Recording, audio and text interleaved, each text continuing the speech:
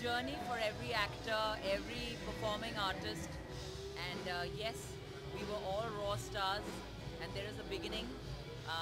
It's been a wonderful journey. God has been very kind. The audiences have loved me a lot, and that's why I'm here for so many years. And I think it's the media love too. So I guess I'm one of those blessed ones who's here from a raw star. I have been a household name, so I'm very very fortunate.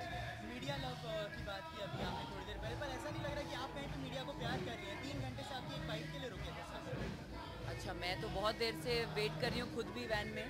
इसके बारे में तो मुझे तो नहीं पता है। या because I have come here eight 5 PM. We were here too at that time. Yeah, but I was supposed to be ready at 7. So it's not my fault. I'm never bad with time.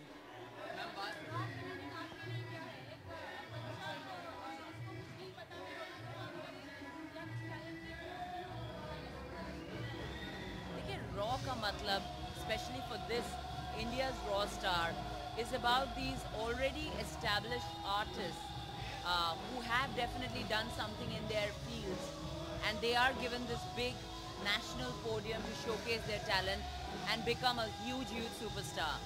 So they are already people who are performing artists, and they have the charisma, they have the talent, they are great singers, musicians, performers, composers, writers.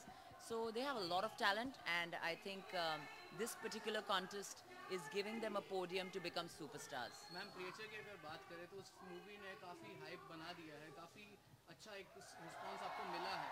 तो आपको क्या लगता है, आपको जो ये अभी फिल्में बन रही है जैसे क्वीन, मर्दानी, मतलब फीमेल प्रोटोगोनिस्ट, तो आपको अच्छा है कि आपको ऐसा लगता है कि इंडस्ट्री में आपको गोल्डन पीरियड आ गया है जहाँ हीरोइंस को भी बराबर का दर्जा मिलता है? ये बहुत स्वीट बात की आपने, लेकिन ये बातें हर साल होती है। मैं बहुत सालों से इस बिज़नेस में हूँ। हर साल 2-3 फीमेल प्रोटैगनिस्ट वाली फिल्में चलती हैं, और यही बात होती है कि it's a great time for women actors. I really wish it would be true. It's good, you know, it's not bad. Opportunities are there. Things are getting better for female actors with every passing year, but the pace is very slow, you know. तो अगर बात करें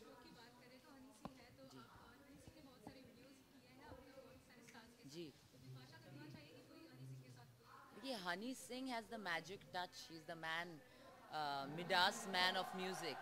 तो definitely करना चाहूँगी, क्योंकि उनके गाने बहुत पॉपुलर होते हैं, लोगों को बहुत पसंद आते हैं। You can really dance to them. He is got a great groove in all his songs, and yeah, I will be foolish if I don't want to do it.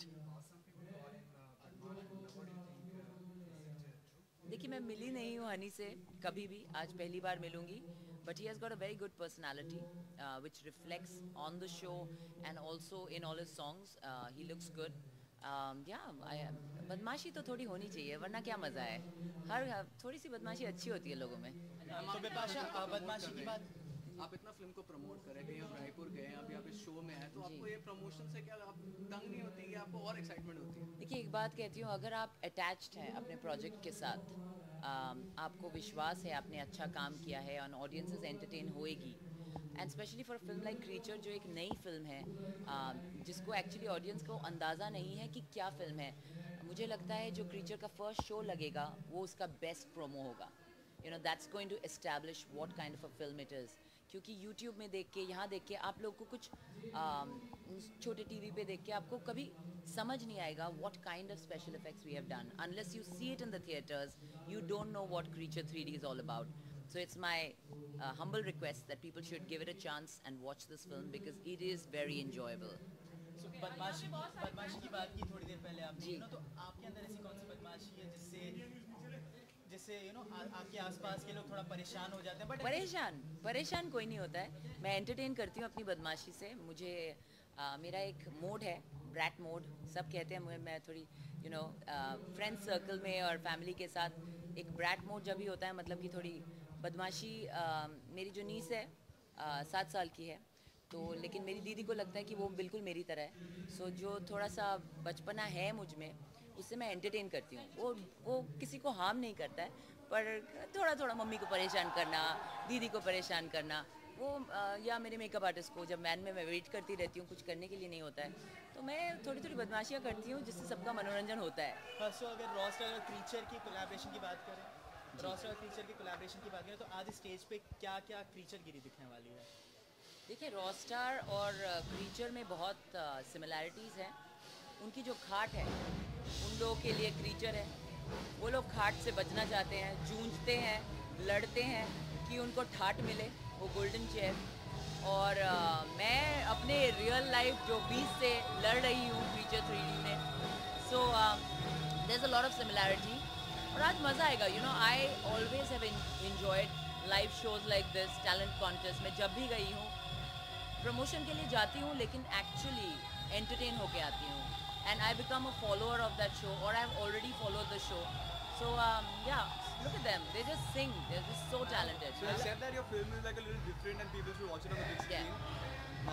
What are you expecting out of it? Like, you think it's gonna work? People are you're gonna garner the attention of the people? Actually, it should work. It should work because it's one of its kind. It definitely showcases the talent of the special effect artists that we have in India. And we have this snooty attitude towards Indians can't do special effects, Hollywood is fantastic, but it's we Indians who do the back end for Hollywood. So it's quite sad that people are living in this little box and they don't want to step out of it.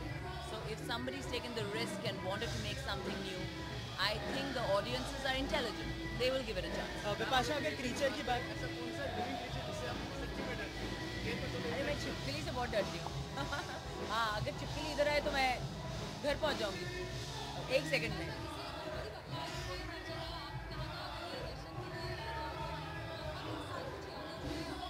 और क्या मन्नत आपने मांगी है अगर आप कहीं पे दर्शन करने के लिए? मन्नत आपको क्यों बताऊँ, आप गणपति बप्पा थोड़ी ना है। आप होते तो मैं कर लेती इधर भी मन्नत। देखिए बचपन से कुछ यादें जुड़ी हैं, कुछ संस्कार हमें मिले हैं बचपन से, तो बहुत अच्छा लगता है कि गणपति का उत्सव जो हम मुंबई में मनाते हैं, दुर्गा पूजा हम लोग कैलकाटा में मनाते थे, एक अटैचमेंट सा हो गया है।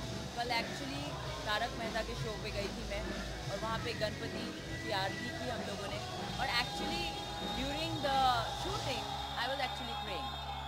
एंड उसके बाद जब पैकअप हुआ, उसके बाद मैं अपने फ्रेंड आशू के घर गई। वो लोग 10 दिन के गणपति रखते हैं, तो मुझे पता था मेरा स्केड्यूल बहुत हेक्टिक है, और मुझे पता था कि 10 मिनट भी अगर मैं जाऊँ तो मुझे अच्छा लगेगा। And I manage to do that. Lal Bagh जाने की इच्छा रखती हूँ, दिखती हूँ, कोशिश है। That's it. Thank you so much. Thank you guys.